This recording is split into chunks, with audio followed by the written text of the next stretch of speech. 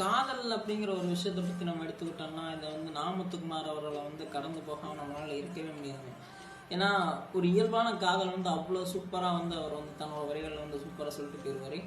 இனிமே இந்த காதலை பற்றி உச்சகட்டமாக எவனுமே எழுதக்கூடாது அப்படிங்கிற ஒரே ஒரு விஷயத்துக்காக இந்த ஒரு லைனை இந்த பாட்டில் அவ்வளோ சூப்பராக வச்சுருப்பாரு.